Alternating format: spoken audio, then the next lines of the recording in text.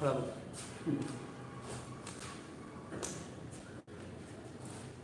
morning, students. In our previous lecture, we have finished the explanation of the lesson 1.3, the Cop and the Anthem, and today we have to learn the activities, we have to write the activities of this lesson. For that, we have selected one extract. This extract is always for us for 12 marks. As you know, last year you have well familiar with the extract of 12 marks. The same format of scene passage is here also. गेल्या वर्षी आपण जो 12 मार्कांचा lesson साठी format अभ्यासला, अगदी same असाच format याही वर्षी आपल्याला आहे. एकूण 6 activity A1, A2, A3, A4, A5 and A6. Total 6 activities will be there in the question of scene passage, and the scene passage will be asked in your activity sheet question number 1A. तुमच्या 80 मार्काच्या activity sheet मध्ये question number 1A मध्ये scene passage कुठल्याही एका लेसनचा साधारण 275 to 300 words मध्ये तुम्हाला दिला जाणार आहे, आणि याच्यावर आपल्याला 12 मार्कांसाठी 6 ऍक्टिव्हिटी ज्या आहेत या ऍक्टिव्हिटींचा अभ्यास करायचा आहे. आता ह्या ऍक्टिव्हिटी कोणकोणत्या आहेत, कशा आहेत, हे तुम्हाला ऑलरेडी माहिती आहे. मी प्रत्येक ऍक्टिव्हिटीच्या वेळी त्याची ओळख करून देईलच, पण तरी परंतु थोडीशी माहिती आपण अगोदर पाहूया. पहिली ऍक्टिव्हिटी जी आहे ती A1. या A1 ऍक्टिव्हिटीला काय म्हणतात तर ग्लोबल अंडरस्टँडिंग ऍक्टिव्हिटी असं म्हणतात. म्हणजे तुम्हाला या ऍक्टिव्हिटीचं उत्तर देण्यासाठी जो एक्स्ट्रॅक्ट दिलेला आहे हा संपूर्ण एक्स्ट्रॅक्ट अवगत होणं आवश्यक आहे. कॉम्प्रिहेन्शन त्याचं होणं आवश्यक आहे, आकलन त्याचं होणं आवश्यक आहे, आणि हे आकलन तुम्हाला झालेलं आहे की नाही हे चेक करण्यासाठी या ठिकाणी त्या ऍक्टिव्हिटी ज्या आहेत त्या ऍक्टिव्हिटी तुम्हाला विचारल्या जातात ग्लोबल अंडरस्टँडिंग मध्ये. दुसरी ऍक्टिव्हिटी आहे ती म्हणजे कॉम्प्लेक्स फॅक्च्युअल. म्हणजे फॅक्च्युअल क्वेश्चन आहे पण तो सोपा न विचारता तो अवघड त्या ठिकाणी तुम्हाला विचारला जाणार आहे. तिसरी ऍक्टिव्हिटी A3 ती इन्फरन्स, इंटरप्रिटेटिव्ह किंवा ॲनालिसिस या प्रकारची जी ऍक्टिव्हिटी आहे ती विचारली जाते. या पहिल्या ज्या 3 ऍक्टिव्हिटी मी तुम्हाला सांगितल्या A1, A2 आणि A3, या ऍक्टिव्हिटी मध्ये जे टाईप विचारले जातात, मग त्यामध्ये सिलेक्ट 2 सेंटेन्सेस मी तुम्हाला दिल्यापैकी असे 2-4 पैकी योग्य उत्तर त्या ठिकाणी लिहा. जंबल ऑर्डर त्याची प्रॉपर ऑर्डर करून त्या ठिकाणी लिहा. मॅच द पेअर, एखादा डायग्राम इनकम्प्लीट दिला जाईल तो कम्प्लीट करायला सांगितलं जाईल. ट्रू फॉल्स या आणि अशा म्हणजे fill in the blanks, complete the sentence या आणि अशा प्रकारच्या ज्या ऍक्टिव्हिटीज आहेत यामध्ये विचारल्या जातात A3 पर्यंत. A4 जो आहे हा A4 पर्सनल रिस्पॉन्स अशा पद्धतीचा क्वेश्चन त्या ठिकाणी आपल्याला विचारला जाणार आहे. त्यानंतर A5 मध्ये ग्रामर ची 2 सेंटेन्सेस आपल्याला असतील, आणि A6 मध्ये शेवटी व्होकॅब्युलरीचा जो पार्ट आहे तो आपल्याला असणार आहे. तुम्हाला मी आता ज्या ऍक्टिव्हिटी लिहितोय या फक्त समजून घ्यायच्या आहेत. हे जे काही मी तुम्हाला इथे देणार आहे ते सर्व PDF स्वरूपामध्ये तुमच्या व्हॉट्सअप ग्रुपला तुम्हाला मिळेल. You will gate PDFs of all these activities and you have to write these activities in your notebook later. नंतर तुम्हाला तुमच्या नोटबुक मध्ये त्या लिहायच्या आहेत. Okay, first activity I have written here, that is global understanding type. 2 marks is there. I read the activity, you try to understand the meaning, and here I have written 4 sentences, and from that you have to select 2 correct options, 2 correct answers are there, and you have to select that. काय सांगितले पहा, choose the 2 sentences showing appropriately the theme of the extract. म्हणजे हा जो extract आपण निवडलाय, कोणता निवडलाय तो इथे पहा. पेज नंबर तुम्ही पाहायचंय 31 नंबरचं पेज तुम्हाला पाहायचं. मग 31 नंबरच्या पेजवर द एक्स अम्ब्रेला मॅन, 31 मध्ये सुरुवातीचा जो एक्स्ट्रॅक्ट आहे पहा, the x umbrella man retreated, इथून हा पॅसेज सुरू होतो तर शेवटच्या आपल्या लेसनच्या ओळीपर्यंत म्हणजे police court in the next morning इथपर्यंतचा जो एक्स्ट्रॅक्ट आहे तो आपण निवडलेला आहे. आता या एक्स्ट्रॅक्ट मध्ये काय घडलेलं आहे हे तुम्हाला माहिती असणं आवश्यक आहे. ते 2 मिनिटात त्या ठिकाणी मी सांगतो. काय झालं पहा की त्या ज्याची छत्री सोपीनं चोरलेली होती त्या माणसानं माघार घेतली, त्याचबरोबर पुन्हा एकदा त्याचा प्रयत्न फसला हे आपण पाहिलं. त्यानं ती छत्री एका गटारामध्ये त्या ठिकाणी फेकून दिली. तिथून तो एका खराब रस्त्यावरती त्या ठिकाणी आला. तिथं त्यानं पाहिलं एक चर्च होतं, जुन्या पद्धतीचं असं चर्च, निमुळतं छत असलेलं चर्च होतं. तिथं आल्यानंतर एक कलाकार त्याच्या पियानोवरती अँथेम वाजत होता, प्रार्थना गीत वाजत होता हे आपण पाहिलं. ते प्रार्थना गीत ऐकल्यानंतर सोफीच्या मनामध्ये बदल झालेला आहे. निगेटिव्ह त्याचे जे थॉट्स होते प्रिझनमध्ये जाण्याचे, तुरुंगात जाण्याचे, ते बदलले आणि तो पॉझिटिव्ह जीवनाविषयीचा विचार त्या ठिकाणी करू लागला. हे सर्व आपल्याला सांगितलेलं आहे. आणि असा विचार करत असताना तेवढ्यात नको ते घडलं. पोलीस त्या ठिकाणी आला, त्याच्या खांद्यावर हात ठेवला आणि त्याला पुन्हा एकदा शिक्षा सुनावली गेली 3 महिन्यांची तुरुंगाची कैद त्याला सुनावण्यात आली. हा सगळा भाग आपण यामध्ये पाहिलेला आहे. मग आता यानुसार पहा तुम्हाला काय करायचंय की हा जो एक्स्ट्रॅक्ट आहे या एक्स्ट्रॅक्टची थीम सांगणारी ही 4 सेंटेन्सेस मी दिली. यापैकी 2 योग्य आहेत, करेक्ट आहेत. ही करेक्ट तुम्हाला ओळखायची ठरली आहे. पाहूया मी वाचतो. Sophie was sad due to the attitude of the police. यामध्ये आपल्याला सांगितले सोफी सॅड होता, दुःखी होता. कशाविषयी? तर ज्या पोलिसांचा ॲटिट्यूड होता, दृष्टिकोन होता, त्याला अटकच करत नव्हते, त्यामुळे सोफी दुःखी होता.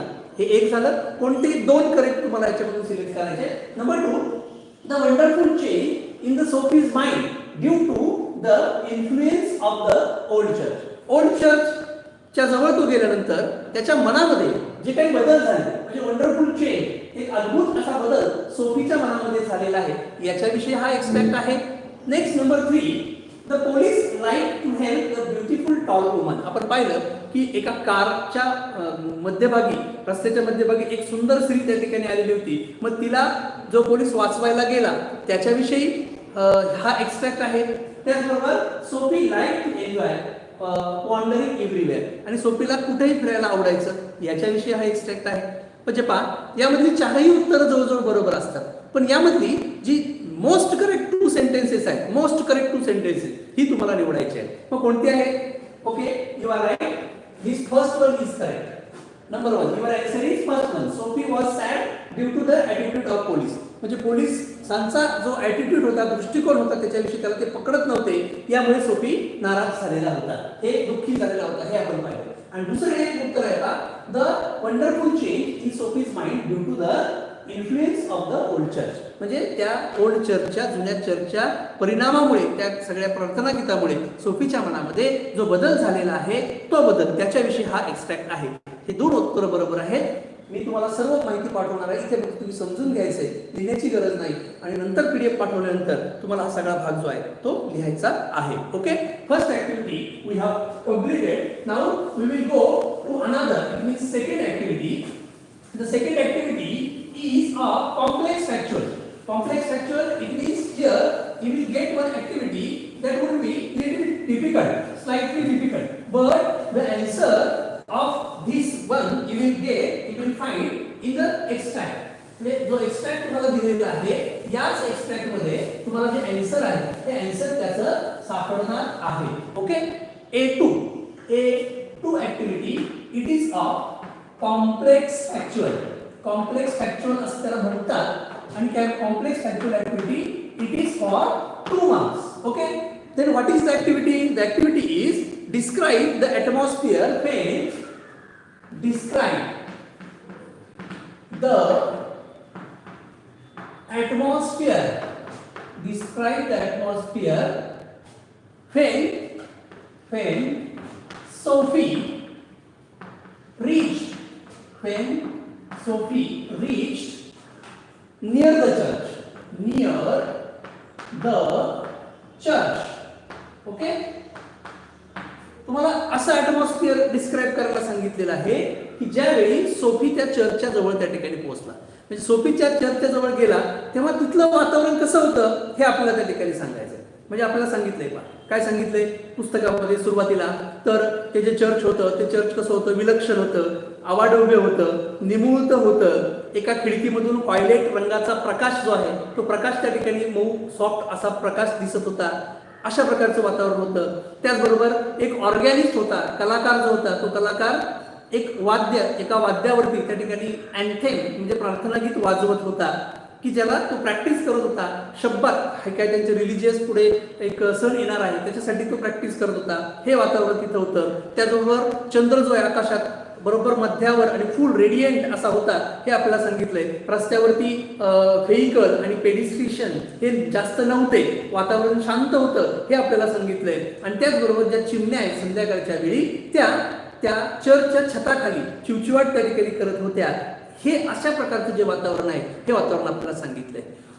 Remember, if you can write the answer in 4 points because every point has one half mark. म्हणजे जर आपण 4 पॉइंट मध्ये उत्तर लिहिलं तर it will be very good for you. Okay, we will write the answer. Page number 31 वर तुम्हाला हे आन्सर सापडेल पहा. 31 पेज नंबरवर तुम्हाला मिडल वरून चौथा जो पॅराग्राफ आहे तिथे तुम्हाला याचं आन्सर जे आहे ते आन्सर त्या ठिकाणी सापडेल. Okay, I will write the answer in points. First point is, look, the church was the church was an old church. कसं आहे वातावरण? चर्च कसं होतं? एक जुन्या पद्धतीचं त्या ठिकाणी चर्च आहे ते चर्च होतं हे आपण त्यामध्ये पाहिलेलं आहे. नेक्स्ट आहे, कसं होतं ते चर्च? क्वेंट म्हणजे काय? विलक्षण असं ते चर्च त्या ठिकाणी होतं. त्याचबरोबर कसं होतं? पुढे आपल्याला दिले पहा, रॅम्बलिंग. आय शॅल राईट हिअर रॅम्बलिंग होतं म्हणजे ते अवाढव्य विस्तीर्ण असं पसरलेलं होतं. त्याचबरोबर ते कसं होतं? अँड गेबल याचा मीनिंग आपण पाहिलेला आहे म्हणजे काय? त्रिभुजाकार त्या ठिकाणी होतं. अशा प्रकारचे जे चर्च होतं. शिवाय त्यामध्ये काय झालेलं होतं ते पुढे आपल्याला सांगितलेलं आहे. Through one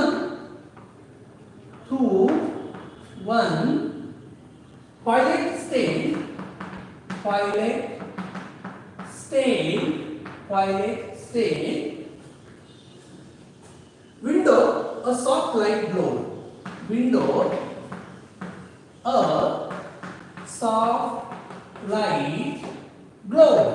Okay, this point we have written as first point. पहिला पॉइंट आपण त्या ठिकाणी लिहिला. काय झालं होतं पहा? चर्च कसं होतं? जुनं चर्च होतं. त्याचबरोबर ते कसं होतं? विलक्षण होतं. त्याचबरोबर ते कसं होतं? अवाढव्य होतं. त्याचबरोबर ते कसं होतं? गेबल, त्रिभुजाकार असं त्या ठिकाणी ते होतं. आणि एका खिडकीमधून निळ्या रंगाचा प्रकाश, मऊ प्रकाश, सॉफ्ट प्रकाश, आनंदी प्रकाश आपण म्हणूयात, तो त्या ठिकाणी चमकत होता. ग्लोड म्हणजे चमकणे. अशा पद्धतीचा एक पॉइंट आपण लिहिलेला आहे. If you write this point you will get half mark. Remember, half mark तुम्हाला इथे मिळणार आहे. Now second point, what is the second point? तो आपण या ठिकाणी पाहूयात पहा. द ऑर्गॅनिस्ट, दुसरं काय म्हणलं होतं? द ऑर्गॅनिस्ट लॉइटर म्हणजे रेंगाळणे over the keys. Loitered over the keys, making sure of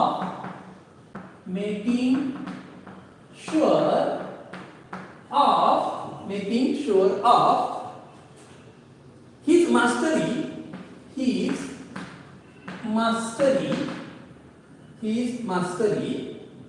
of the coming Sabbath anthem.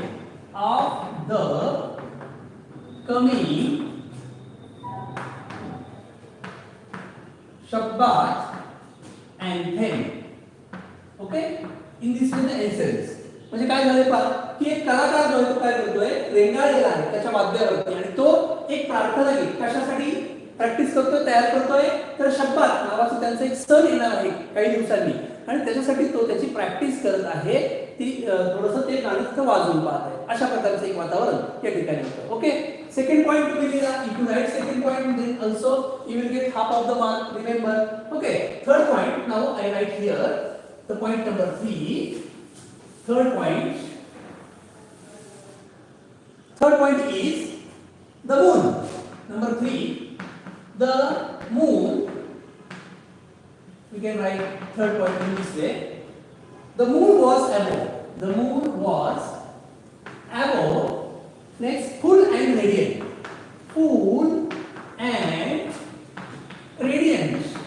त्याच्यामुळे काय होतं पहा?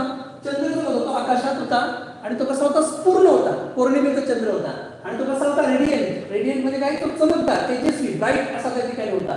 त्याचबरोबर काय होतं? vehicles and pedestrians were few.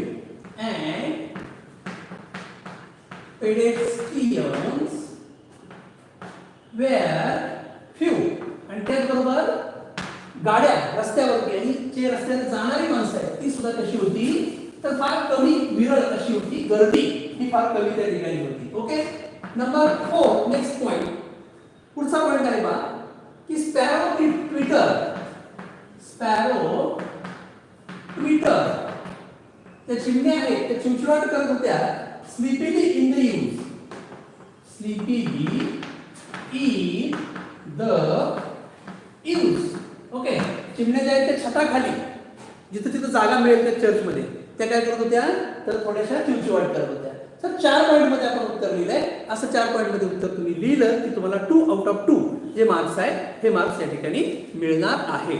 Okay, now we will go to the next activity and the next activity is of A3 and the activity is of interpretative inference or analysis and it contains 2 marks. त्याला 2 marks आहेत. हे 2 marks त्या ठिकाणी आहेत. Okay, A3 in very interpretative inference or analysis. It contains 2 marks. अशा पद्धतीने ही जी activity आहे ही activity आपल्याला इथं पाहायची आहे. Okay, so what is that activity? Describe the wonderful change in the wonderful change in Sophie's mind by hearing the anthem. By hearing the anthem. Okay? Try to understand what is the activity. Describe the wonderful change. म्हणजे सोफीच्या मनामध्ये जेव्हा तो चर्चच्या त्या परिसरामध्ये गेला, atmosphere मध्ये गेला, त्यावेळी सोफीच्या मनामध्ये ते प्रार्थना गीत ऐकून काय काय बदल झाले हे बदल तुम्हाला त्या ठिकाणी यामध्ये लिहायचे आहे. मग आपण पाहिले खूप बदल आहेत यामध्ये. मग त्याने ते ऐकल्यानंतर त्याच्या मनामधली जी काही इच्छा आहे ती बदलली, पॉझिटिव्हिटी आली. काय काय होतं ते सर्व आपण त्या ठिकाणी लिहूया. Answer 1 point. Here also we will write the answer in points. And the point number 1 is by hearing the anthem. By hearing the anthem. Anthem ऐकल्यानंतर काय झालंय ते आपण त्या ठिकाणी पाहूया. पेज नंबर 31 वर सेकंड लास्ट पॅराग्राफ मध्ये तुम्हाला याचं उत्तर जे आहे ते उत्तर तुम्हाला सापडणार आहे. काय सांगितले पहा. Sophie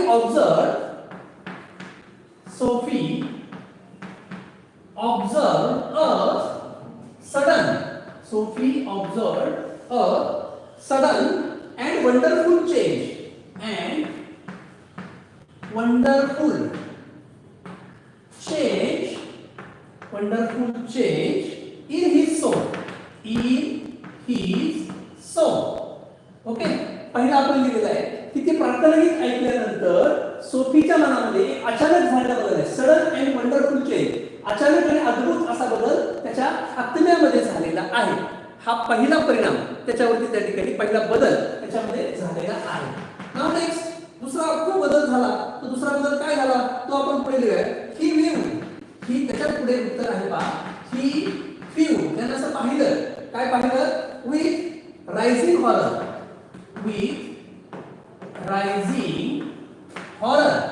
With rising horror, the pit into which he had tumbled. The pit into which he had tumbled. Next, the degraded days. The degraded days. Next, dead hopes. Next, wretched faculties.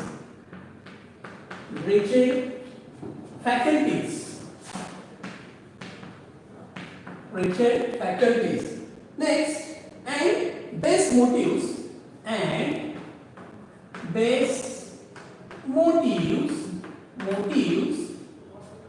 That made up his existence. Okay, दुसरी गोष्ट दुसरा बदल हा त्याच्यामध्ये त्या ठिकाणी झालेला आहे. काय झालं पहा. ही व्ह्यू विथ रायझिंग हॉरर. एक भीती जी आहे तिच्या मनामध्ये त्यामध्ये वाढायला लागली आणि त्याच्या लक्षात आलं की आपण the pit into which had tumbled. अशा कोणत्या अधोगतीच्या खड्ड्यामध्ये आपण पडलेलो आहोत हे त्याच्या लक्षात आलं. द डिग्रेडेड डेज, त्याच्या आयुष्यामध्ये जे डिग्रेडेड डेज आहेत म्हणजे अधोगतीचे दिवस आहेत ते त्या ठिकाणी आठवले. त्यानंतर अनवर्दी डिझायर्स आहे, डेड होप्स आहे, त्याच्या मेलेल्या सगळ्या आशा अपेक्षा आकांक्षा. त्याच्यानंतर रेचल फॅकल्टीज म्हणजे त्याची संपलेली नष्ट झालेली जी काही कार्यशक्ती आहे ती कार्यशक्ती आणि त्याचबरोबर base motive that made up his existence. आणि त्याचं जे अस्तित्व आहे ते अस्तित्व एका निरर्थक उद्देशाने व्यापून टाकलं. या गोष्टी त्याला आठवलेल्या आहेत. ओके, 2 पॉइंट आपण लिहिलेले आहे. Next point number 3.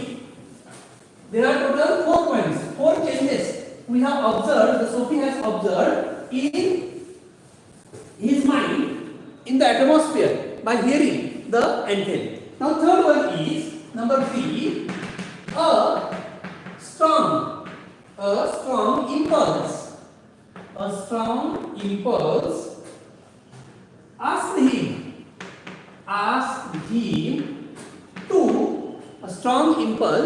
asked him to fight with his disparate fact.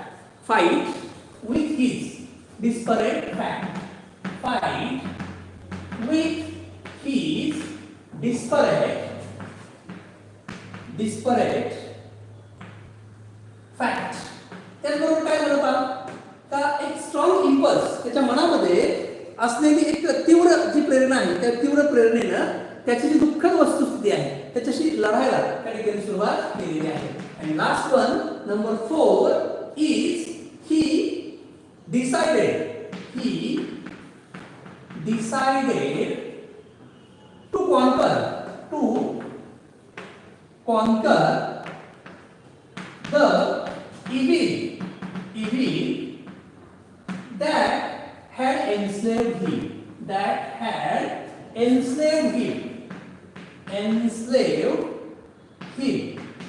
आणि त्याचबरोबर त्याने काय ठरवलं की विजय मिळवायचा. कशावरती?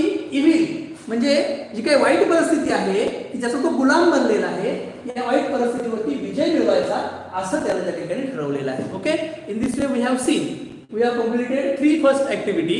Now activity number 4. Activity number 4 is very important activity. It is of personal response. Here you have to write the answer of your own. The similar situation will be provided in the exam to you and the answer of this activity you will not find in your book. You have to write it of your own. Here should be your own opinion. The activity is A4, personal response. A4, it is called personal response and it also contains 2 marks. याला सुद्धा 2 marks आहेत. 2 marks यामध्ये तुम्हाला आहे. Write an incident in which activity आहे. Write an incident in which you did something wrong and you did something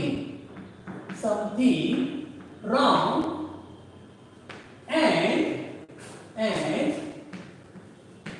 repented म्हणजे काय पश्चाताप होणे ओव्हर इट. तुम्हाला प्रश्न विचारलाय आता इथं सोपीनं पाहिलं आपण पहा की चुकीच्या गोष्टी केल्या आणि त्यानंतर त्याचा पश्चाताप झाला. असं तुमच्या आयुष्यामध्ये काही घडलेलं आहे का? म्हणजे असा एखादा इन्सिडेंट घडलेला आहे का की ज्यामध्ये तुम्ही काहीतरी चुकीचं केलेलं आहे. You did something wrong, something चुकीचं तुम्ही केलेलं आहे आणि ते चुकीचं केल्यानंतर तुम्हाला पश्चाताप झालेला आहे. असे एक 4 ते 5 वाक्यांमध्ये तुम्हाला माहिती जी आहे ती लिहायची आहे. अशा अनेक घटना असतात आपल्या आयुष्यामध्ये की ज्यामध्ये आपण चुका केलेल्या आहेत. मी एक तुम्हाला प्रातिनिधिक स्वरूपामध्ये लिहून देणार आहे तुमच्या वर्गाच्या शी रिलेटेड. तुम्ही क्लासरूममध्ये बसले राहता असं समजा आणि तिथली एक चूक आणि त्याच्यानंतर झालेला पश्चाताप याविषयीची आपण एक ऍक्टिव्हिटी आन्सर जे आहे ते ऍक्टिव्हिटीचं आपण लिहिणार आहोत. ठीक आहे, लिहा. Try to understand. when I was studying in 11th class, I made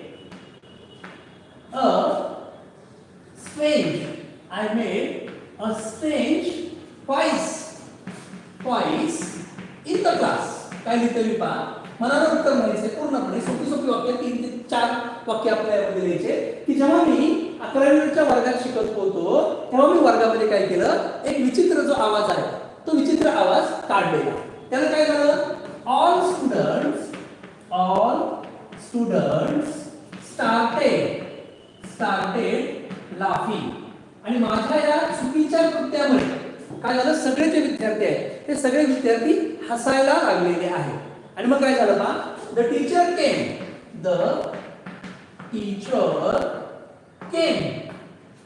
to give punishment. नंतर शिक्षक काय झाले? पनिशमेंट द्यायला आले. And he punished another boy. आणि त्यांनी पनिशमेंट मात्र कोणाला दिली? दुसऱ्याच मुलाला पनिशमेंट दिली. म्हणजे मला पनिशमेंट दिलीच नाही कारण त्यांनी ओळखलंच नाही असं आपण या ठिकाणी सांगतो. He was my friend. ज्याला पनिशमेंट दिली तो माझा मित्र होता. and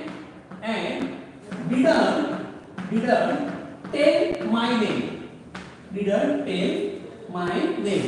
आणि तो माझा मित्रच होता. त्याला शिक्षा भोगली पण माझं नाव मात्र शिक्षकांना सांगितलं नाही. आणि म्हणून या प्रसंगानंतर I repented my mistake. आणि ही चूक या ठिकाणी मी केली त्याचा पश्चाताप मला झाला. seeing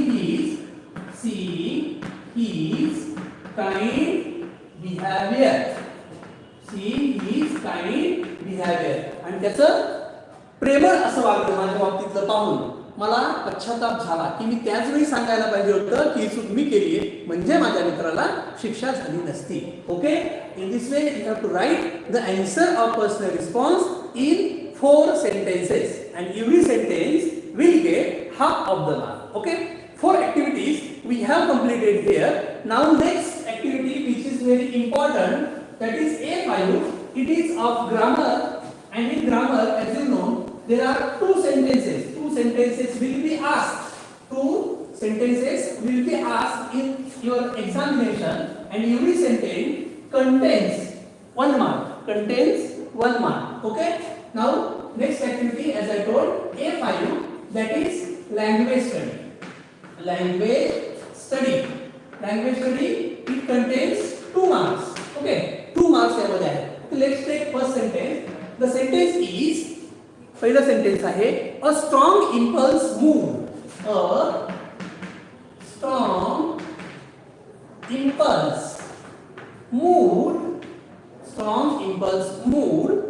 Him to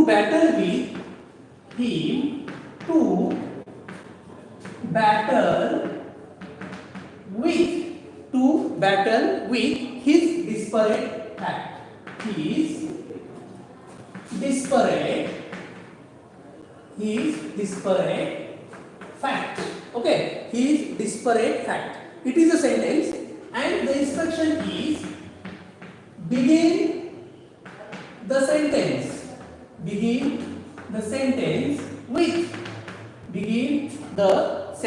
with he. Okay, बघा लक्षात घ्या. जेव्हा तुम्हाला सूचना when you will get such instruction begin the sentence with he, it means that the sentence is of voice. इथे आपल्याला सांगितलं की कुठे चेंज द व्हॉइस अजिबात नाही. Last year also we have given this information. जर इन्स्ट्रक्शन अशी असेल एखाद्या शब्दाला तुम्हाला सुरुवात करायला सांगितलेली असेल तर समजायचं की हे वाक्य जे आहे हे वाक्य तुम्हाला ऍक्टिव्ह व्हॉइस मधून पॅसिव्ह मध्ये किंवा पॅसिव्ह मधून ऍक्टिव्ह मध्ये रूपांतरित करायचं आहे. मग first of all what should you do? तुम्हाला काय करायचं? पहिल्यांदा तुम्हाला ओळखायचं आहे की दिलेलं सेंटेन्स एबी मध्ये आहे की पीबी मध्ये आहे, ऍक्टिव्ह व्हॉइस मध्ये आहे की पॅसिव्ह व्हॉइस मध्ये आहे. पण तुम्ही पाहिलं अ स्ट्रेंज इम्पल्स मूड हे काय आहे? It is main verb. आणि याच्यानंतर बिन असा शब्द त्या ठिकाणी कुठेही आलेला दिसत नाही किंवा याच्यामध्ये अगोदर ईडी प्रत्यय लावल्यानंतर हेल्पिंग वर्ब कुठेही आलेलं दिसत नाही. म्हणजे this sentence is in active voice and you have to now convert this sentence into passive voice. Okay, दिलेलं वाक्य हे पॅसिव्ह व्हॉइस मध्ये नाही हे ओळखण्याचे 3 मार्ग आहेत. रिमेंबर, पहिला मार्ग कोणता आहे पहा? पहिला मार्ग असा आहे का? लक्षात घ्या. एम, इज, आर, वॉज आणि वेअर याच्यानंतर जर V3 आलं, याच्यानंतर जर मेन वर्बचं V3 आलं तर वाक्य पॅसिव्ह व्हॉइस मध्ये आहे. इथे आपण पाहिलं मूड हे V3 आहे. पण त्याच्या अगोदर कुठलंही हेल्पिंग वर्ब आलेलं नाही, म्हणजे हा पर्याय या ठिकाणी नाही. नंबर 2 दुसरा आहे तो म्हणजे पहा हेल्पिंग वर्ब आणि मेन वर्ब. हेल्पिंग वर्ब आणि मेन वर्ब यामध्ये बी किंवा बी यासारखा शब्द आलेला आहे का हे तुम्हाला पाहावं लागेल. तर इथं तसं झालेलं नाही, हेल्पिंग वर्बच नाही, मग बी येण्याचा प्रश्नच नाही. आणि नंबर 3 इज व्हेरी इझी. इथे बायचं स्ट्रक्चर जे आहे, बायची रचना जी आहे ती वापरलेली आहे का हे तुम्हाला त्या ठिकाणी पाहावं लागेल. If you see in the sentence by is not use, so this sentence is not in passive voice, it means the sentence is in active voice. आणि सगळ्यात सोपा मार्ग काय की आपल्याला टेन्स तुम्ही शिकलेले आहेत. टोटल 12 टेन्सेस आणि 8 टेन्स जे आहेत त्या 8 टेन्सचं रूपांतर पॅसिव्ह वॉइस मध्ये होतं. आणि या टेन्स पैकी जर फॉर्मॅट असेल तर ओळखायचं की तुमचं हे वाक्य जे आहे ते ऍक्टिव्ह वॉइस मध्ये. तुम्ही पाहिलं होता अ स्ट्रॉंग इम्पल्स हा झाला वाक्याचा सब्जेक्ट. मूव हे झालं वाक्याचं मेन वर्ब. मेन वर्ब म्हणजे काय आहे फीट टू आहे. फीट टू आहे म्हणजे आपल्याला समजलं की हे वाक्य कशामध्ये आहे सिंपल पास्ट टेन्स मध्ये आहे. आता सिंपल पास्ट टेन्सच्या वाक्याचं रूपांतर आपल्याला पॅसिव्ह वॉइस करण्याचा फॉर्मॅट आम्ही तुम्हाला शिकवलेला आहे. काय फॉर्मॅट आहे का first I write the format and according to that we will solve the sentence. पहिल्यांदा काय देतो आपण पहा ऑब्जेक्ट देतो. After that we take helping verb. After that we take V3 of the main verb. After that indirect object or remaining part of the sentence plus by plus subject. It is the format. It is the format of converting the sentence into passive voice. Converting the sentence into passive voice. मग यानुसार आपल्याला ते सोडवायचं आहे. पाहूया मग object. आता object शोधण्याची गरज नाही, already it is given here. पण तरी सुद्धा आपण पाहू ऑब्जेक्ट कसं शोधतात. मेन वर्बला व्हॉट किंवा होमला प्रश्न विचारला की आपल्याला ऑब्जेक्ट त्या ठिकाणी मिळतं. मग व्हॉटला प्रश्न विचारला व्हॉट मूव म्हणजे what did a strong impulse move म्हणजे आपल्याला उत्तर त्या ठिकाणी मिळत नाही. whom जर विचारलं whom did a strong impulse move कोणाला हलवलं उत्तर मिळतं बाही.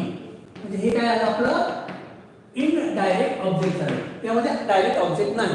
पण एवढं करण्याची गरज नाही. मग हिम जो आहे आपल्याला इकडे सुरुवातीला घ्यावं लागतं, कारण ऑब्जेक्ट आपल्याला सुरुवातीला घ्यायचं आहे. मग आपल्याला इकडे सुरुवातीला घेताना काय करावं लागेल ही करावं लागेल, कारण हे ऑब्जेक्टिव्ह केस मध्ये आले. इकडे घेताना त्याची सब्जेक्टिव्ह केस करायची. हे फक्त मी तुम्हाला सांगितलं, पण ऑलरेडी आपल्याला सांगितलंय कशाला सुरुवात करा ही न सुरुवात करा. ओके. त्याच्यानंतर हेल्पिंग वर्ब शोधा. हेल्पिंग वर्ब आहे का नाही. मग नसल्यानंतर तुम्हाला माहिती आहे म्हणजे इथं हेल्पिंग वर्ब जे आहे ते आपण कोणतं वापरायचं असतं पहा वॉज किंवा वेअर या दोन पैकी एक कुठलं तरी वापरायचं असतं. मग इथं ही आलेलं आहे म्हणजे आपण यापैकी काय घेणार वॉज. फॉर्मॅट मध्ये ते त्या ठिकाणी आहे वॉज हे हेल्पिंग वर्ब आपण घेतलं. त्याच्यानंतर V3. आता मूड V3 जे आहे ते मूड असंच त्या ठिकाणी राहणार आहे म्हणून आपण मूड असं ते घेतलेलं आहे. त्याच्यानंतर पहा आता आपल्याला इनडायरेक्ट ऑब्जेक्ट किंवा remaining part of the sentence. आता इनडायरेक्ट ऑब्जेक्ट आपण इकडे घेतले ते आपण घेऊ शकत नाही. मग remaining part of the sentence आहे का आहे काय ते टू बॅटल विथ हिज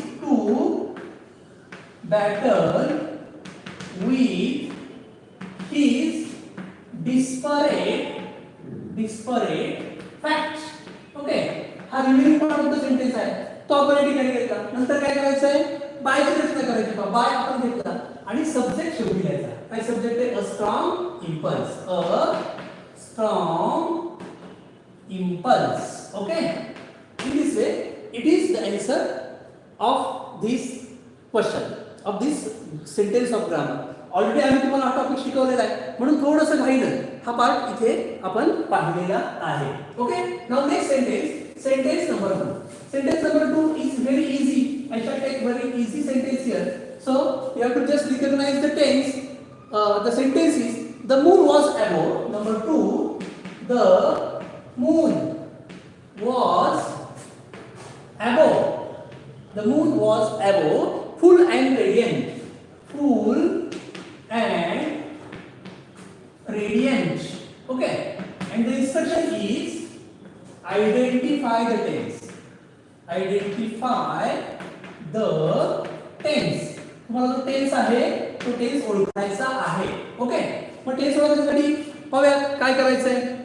महत्त्वाचा पार्ट आहे. If you want to recognise, if you want to find out what tense is there in the sentence, you have to see what helping verb and what main verb is used in the particular sentence. तुम्हाला कोणतं helping verb आणि कोणतं main verb वापरलं हे तुम्हाला पाहायचं आहे. तर तुम्ही वाक्यामध्ये पाहिलं वॉज हे हेल्पिंग वर्ब आहे. अबोव हे मेन वर्ब नाही म्हणजे यामध्ये मेन वर्ब वापरलेलं नाही. फक्त काय केलंय हेल्पिंग वर्ब वापरलंय. दमून हा काय आहे सब्जेक्ट. त्याच्यानंतर अबोव फुल अँड रेडियंट हा आहे remaining part of the sentence. मग आता काय करायचं म्हणजे लक्षात घ्या मी थोडंसं डिफरंट जे वाक्य आहे ते वाक्य या ठिकाणी घेतलेलं आहे. मग तुम्हाला माहिती आहे ऑलरेडी टेन्स शिकवत असताना तुम्हाला हा पार्ट या ठिकाणी सांगितला गेलेला आहे की if main verb is not there in the sentence, जर वाक्यामध्ये मेन वर्ब नसेल and only helping verbs are used. For example if the helping verbs are am is are have and has, if these five are used without main verb, ही पाच helping verb main verb शिवाय जर वापरली गेली तर याला आपण काय म्हणतो सिंपल प्रेझेंट टेन्स असं म्हणतो. किंवा तुम्ही याला जनरल प्रेझेंट टेन्स असं सुद्धा म्हणू शकता. लक्षात घ्या. and if again I told you was, were and had, these three helping verbs are used alone without main verb in the sentence, these are called main verb and the tense is simple past tense. Okay, simple past tense. So now you can see I have given you two charts and here in the sentence was is used, main verb is not used there. main verb वापरलेला नाही फक्त was वापरलेला आहे. म्हणजे काय आहे तर simple past tense आहे.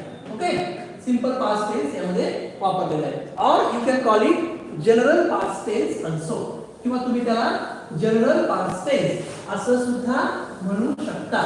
Okay, in this way we have completed our A5 activity, that is of language study. 2 sentences of grammar will be asked here and you have to solve these sentences according to the instructions. Okay, due to some network problem our lecture was cut, but we will go to next our activity A6 vocabulary, and the activity is find the words from the extract. Find the words from the extract. Find the words from the extract. Find the words from the extract which mean तुम्हाला similar word जे आहे extract म्हणून तुम्हाला शोधून घ्यायचे आहे. First one is a state of great disturbance. A state of great disturbance. State of great disturbance. Number 2, second word is attractively unusual or old fashioned. Attractively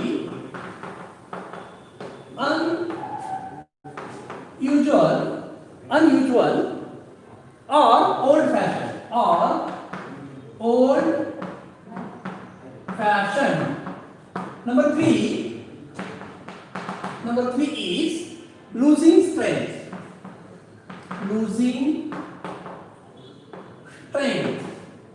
And number 4 is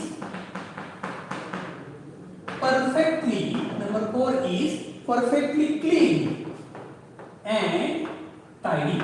Okay, these are some words given and you have to find out similar words from your extract. त्याच्या similar words जे आहेत ते तुम्हाला extract मधून शोधायचे आहे. Okay, पहिलं a state of great disturbance म्हणजे काय खूप असा गोंधळ गोंगाट. यासाठी कोणता शब्द आलेला आहे you are right, try to find it out. It is the word turmoil. Turmoil is the word given. It is the answer of this. It is similar meaning. Now next type आहे attractively unusual or old fashion. जुनाट पद्धतीचं किंवा खूप असं विलक्षण असं आपल्या अर्थ त्या ठिकाणी सांगितलेलं आहे. मग विलक्षणसाठी कोणता शब्द आलेला आहे पहा तुम्हाला माहिती आहे शब्द आहे क्वेंट. असा शब्द त्या ठिकाणी आपल्याला आलेला आहे. हा वर्ड तुम्हाला लिहायचा आहे. नेक्स्ट आहे लुझिंग स्ट्रेंथ. त्यासाठी म्हणजे ताकद गमावणे म्हणजे घाबरणे अशा अर्थाने त्या ठिकाणी तो शब्द आहे. What is the answer? Faltering is the answer. And last one is perfectly clean and tidy म्हणजे पवित्र अशा अर्थाने आपल्याला घ्यायचं आहे. होली सॅक्रेड अशा अर्थानं मग तो शब्द आलेला आहे immaculate. This is the similar word of it. Okay, in this way we have completed total 6 activities. It means 3 passage, but remember it is one extract that I have solved in the class, and one more extract I shall send you on your group as your test or as your homework. You have to find out the answers of these and write in your notebook. तुम्हाला मी हा एक extract इथे सोडून दिलेला आहे आणि एक extract मी तुम्हाला आता ग्रुपवर पाठवणार आहे. तो तुम्ही टेस्ट, ऑफलाईन टेस्ट असं समजा किंवा त्याला तुम्ही होमवर्क असं समजा. तुम्हाला उत्तरं शोधायची आहेत आणि जर एखाद्या उत्तराची काही शंका असेल, you can contact to me, you can contact on our WhatsApp group, you will get the answers. Very important thing is that in next week we are going to take your unit test number 1. त्याला तुम्ही tutorial असं म्हणू शकता. पुढच्या आठवड्यात आपण आपली tutorial number 1 सर्व विषयांची घेणार आहोत. त्यामुळे आतापर्यंत जेवढे काही आपण लेक्चर्स घेतलेले आहेत या लेक्चरवर तुम्ही अभ्यास सुरू करा. We are going to take the unit test number 1 on 4 poems. You have to see all videos of 4 poems and grammar topics, especially direct, indirect, change the voice, tense, degree comparison and simple compound complex. These 5 main topics we have covered, and that you have to learn, you have to see all videos all over again. It is compulsory test, it is a tutorial number 1, it will be of 25 marks and every student is required to give this test. तुम्हाला प्रत्येकाला compulsory ही taste द्यायचीच आहे आणि म्हणून poem आणि त्याचबरोबर ग्रामरचे जे videos आहेत, we will send the links all over again to you. And it is your responsibility to see these videos. Okay? Enough for today. Goodbye. Thank you.